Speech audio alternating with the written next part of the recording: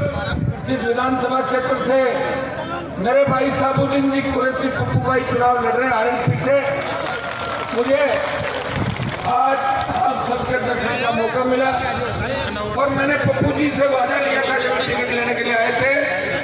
मैंने कहा ग्रामीण क्षेत्रों में तो वोट आपको मिल जाएंगे, तेजा जी के भक्त तो आपको वोट डाल देंगे, लेकिन अपने खुद के वोट आपको अपने बलबूते पे लेना है। भाइयों, मैं आपके बीच वोट की अपील करने के लिए आया हूँ। आरएलपी का जो नया पौधा राजस्थान के अंदर उन्होंने लगाया, 52 से लेके आज तक बड़े बड़े किसान नेता हुए, लेकिन खुद की पार्टी बना के किसी ने मैदान के अंदर प्रत्याशी नहीं उतारे। ये राजस्थान के किसान के बेटों का आशीर्वाद था, 36 कौम के बुजुर्गों का आशीर्वाद था कि आपके भाई हनुमान बेनीवाल ने हुंकार भरी राजस्थान के अंदर व्यवस्था परिवर्तन की हुंकार भरी, और उस हुंकार का परिणाम था, उन रैलियों का परिणाम था कि जिद्दी वसुंधरा जिससे मोदी और अमित शाह डर गए, वो हनुमान बेनीवाल के भाइयों की हुंकार से डर के दिल में छुप गई वसुंधरा।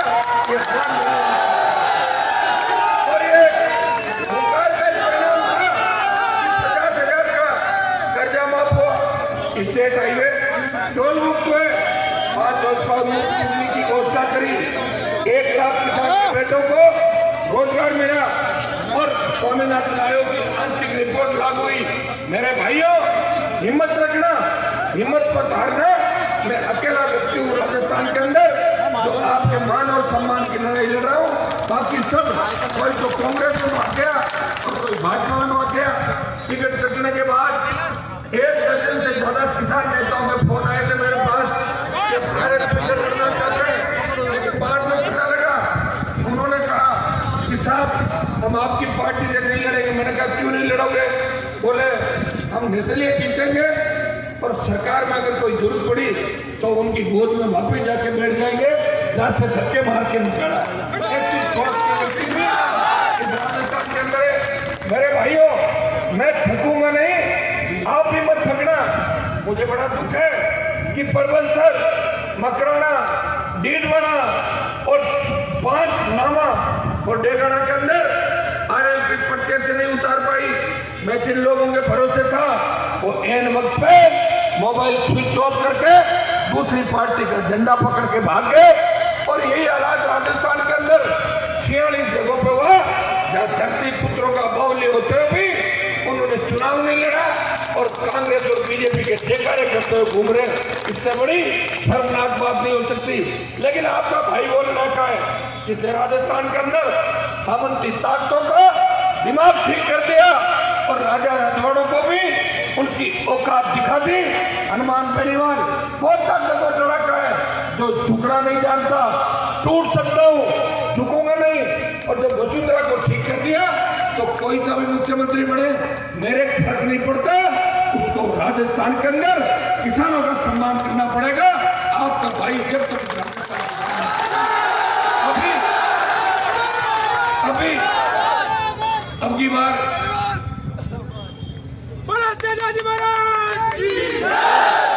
मैंने ये भी कहा था, मैं सत्ता प्राप्ति के लिए लड़ता तो 2 साल पहले पार्टी बना के कई लोगों ने अपनी अध्यक्ष में पार्टी रद्दी बंद करा के निकली ही चुनाव के अंदर वो पार्टी कहा गई।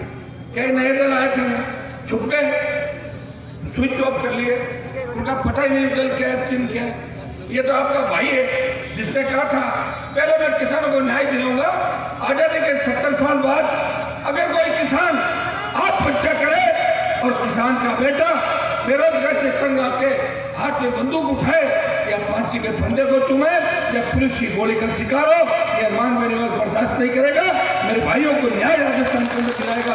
मैंने कहा कि थाने तहसील के अंदर जब किसान, मुसलमान और पिछड़ा दलित जाए तो थानेदार खड़ा होके बोले, तहसीलदार खड़ा होके बोले कि बाबा चाय पियोगे, ठंडा पियोगे, मिला जो भाषा चेंज करना। अब 29 तारीख को पार्टी बनाई और 19 तारीख को टिकट बांट दी। अब क्या करना, 20 दिन का समय मिला था, फिर भी 67 उम्मीदवार मैदान के अंदर उतारे, जिनमें सबसे ज्यादा शेड्यूल कास्ट के मेरे भाइयों को तरजीह दी और उसके बाद मुसलमानों को 7 टिकट दी 67 में से, और दूसरी जितनी भी तमाम जातियां थी दशमेश से भी और जगहों से भी गुजर प्रत्याशी भी है, बढ़िया भी है, ब्राह्मण भी है, यादव भी है, राजपूत भी करौली से जीत की ओर मेरा उम्मीदवार 3 टिकट दी थी। एक का फार्म खुद ही खाद कर दिया, मैं क्या करूं, मैं तो टिकट दे दी थी। और ऐसे नीनाम भी है, ऐसी कोई कौम नहीं जिसको हनुमान बेनीवाल ने टिकट नहीं दी। और अगर मान लो कोई बच गई तो मेरे भाइयों एमपी का चुनाव आगे तैयार पड़ा है, आरएलपी का झंडा और चिन्ह मिल गया, पंचायत के चुनाव भी होंगे। अब तो आरएलपी जब तक राजस्थान की सत्ता में कब्जा नहीं करेगी तब तक न तो ये जवान रुकेगा और न आपका भाई। आप अगर खुद ही थक जाओगे तब मुझे कहना हम तो थक गए, तब मैं भी सो जाऊंगा।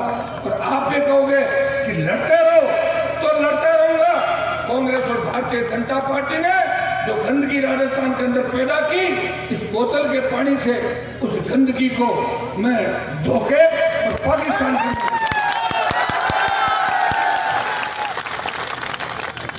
मैंने बड़े बड़े नेता जो राजस्थान को तोड़ते थे, कांग्रेस बीजेपी के बड़े नेताओं की यह हालत कर दी कि रात को फोन करके मुझे कहते हैं कि साहब हमारे यहाँ सभा मत करो, नहीं तो हमारी बत्ती बुझ जाएगी।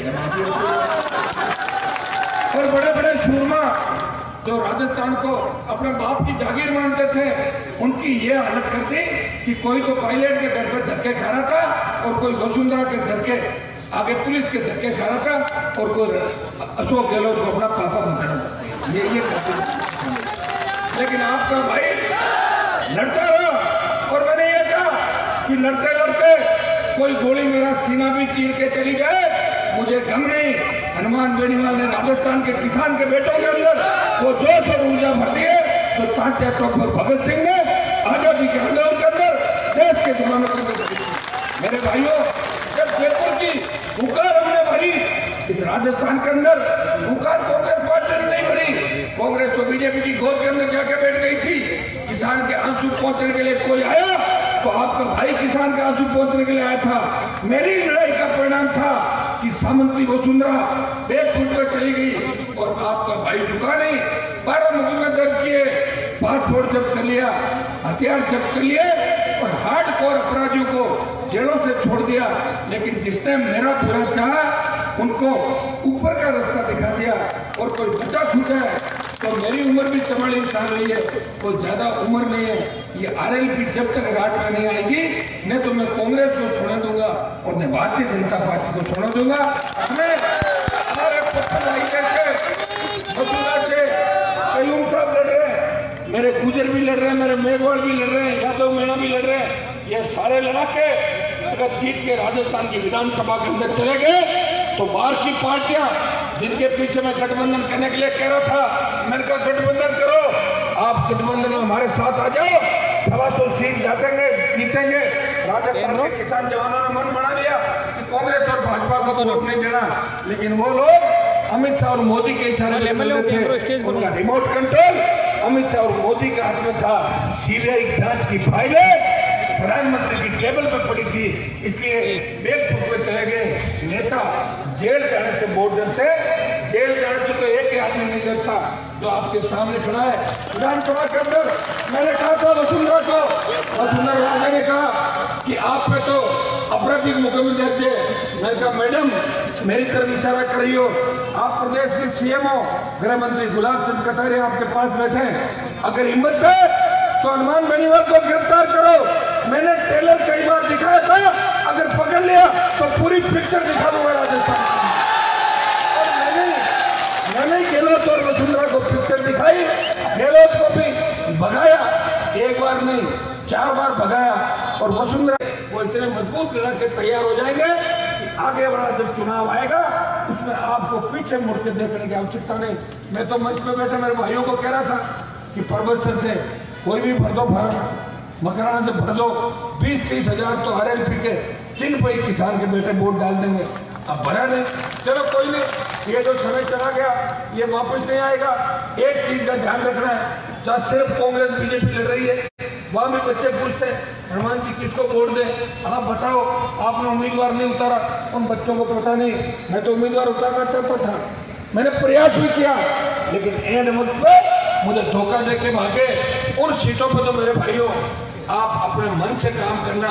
लेकिन बाकी जगह अगर कांग्रेस बीजेपी को कोई निर्दलीय भी हरा रहा है और कोई दूसरी पार्टी और दूसरा दल जो कांग्रेस बीजेपी से समझौता करके नहीं चल रहा है, अगर ऐसा व्यक्ति टक्कर में है तो भाई की मदद जरूर करना, क्योंकि दोनों पार्टियों के प्रधानों को लड़ाई लड़ रहा है। आज जो आपने ऐतिहासिक सभा की और पप्पू भाई को मैंने वचन दिया था वहाँ पे, मैंने कहा तेजा जी के भक्तों के और रामचा पीर के भक्तों के वोट आपको मिल जाएंगे। अब ख्वाजा साहब वाले और बाकी सारे वोट हैं वो सब आपको लेने, अगर वो नहीं आए तो जीतोगे नहीं, टक्कर में तो आ गया। अगर वो वोट आपने ले लिए और देवनारायण जी के भगत हम सब हैं, और मैंने कहा उनके भी वोट अगर ले लिए, मैं तो ख्वाजा साहब को 36 कौम मानती है, हम भी मानते हैं, दादा जाने के लिए सब जाते हैं। और ख्वाजा साहब इनके ही नहीं, आम आदमी गरीब आदमी दुआ लेके जाता है, दुआ पूरी होती है। आप तो अपने वोटों पे ध्यान दो, ग्रामीण क्षेत्रों का वोट आरएलपी के लिए टूट के पड़ेगा। जो बैठे हैं यहाँ पर करोड़ की तादाद के अंदर, आप चुनाव का मैनेजमेंट संभालो। इन बच्चों को एक बार ढंग से बैठा के बात करो। बच्चों, मैं आपके सामने वोट की अपील करने के लिए आया हूँ।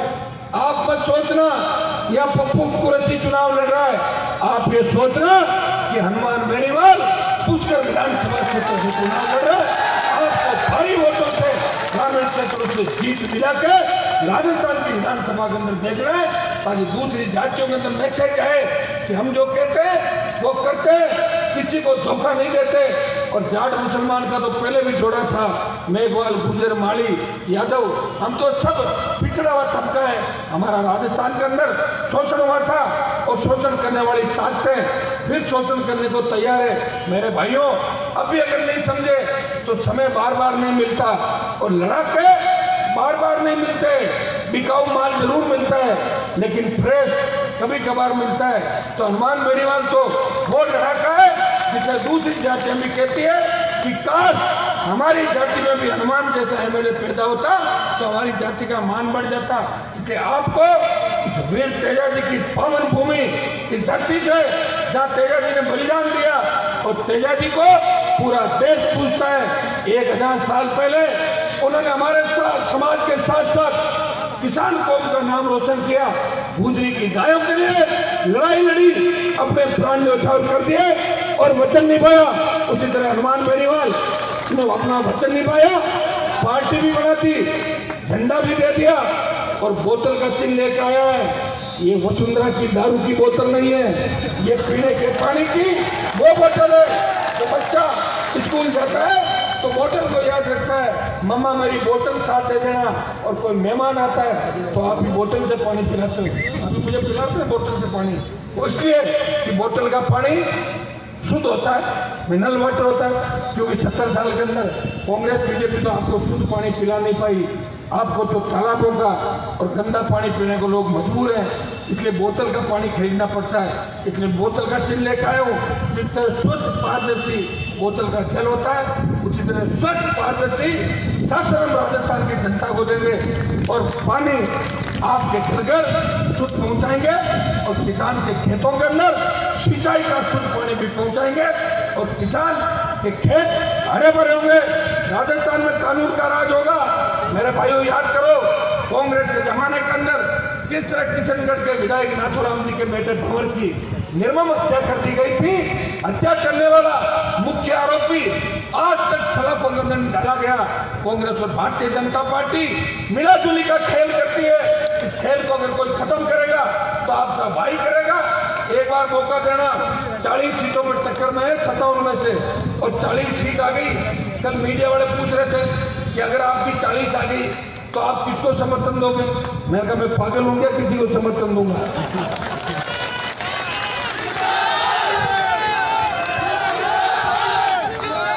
मैं कांग्रेस और भाजपा को समर्थन नहीं दूंगा। और मेरे हाथ में अगर आ गई तो मैं पुनः चुनाव कराऊंगा राजस्थान, ताकि पप्पू भाई जैसे 150 से ज्यादा लोग जीत के 6 महीने के अंदर राजस्थान की विधानसभा के अंदर आए। अब पार्टी भी मिल गई, झंडा भी मिल गया और बातचीत भी सबसे हो जाएगी और 3 महीने का टाइम भी मिल गया तो बहुत है। तो भाइयों, कांग्रेस भाजपा को भूल जाओ, हनुमान बेनीवाल सपोर्ट नहीं करेगा, विपक्ष में बैठना मंजूर है, लेकिन इनके साथ में नहीं जाऊंगा जब तक आपकी सत्ता के शिखर पे असली धरती पुत्र नहीं बैठ जाता। मेरी जंग जारी रहेगी। बहुत बहुत आपको धन्यवाद। जय हिंद।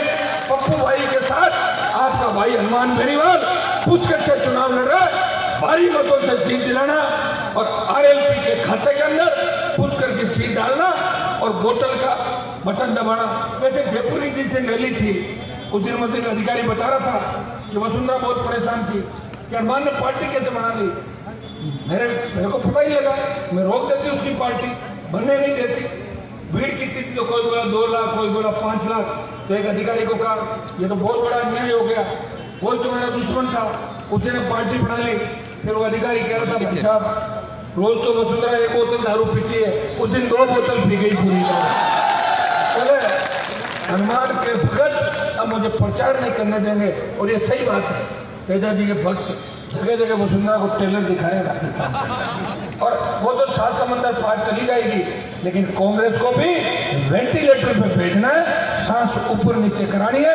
इस बात का भी आप ध्यान रखना।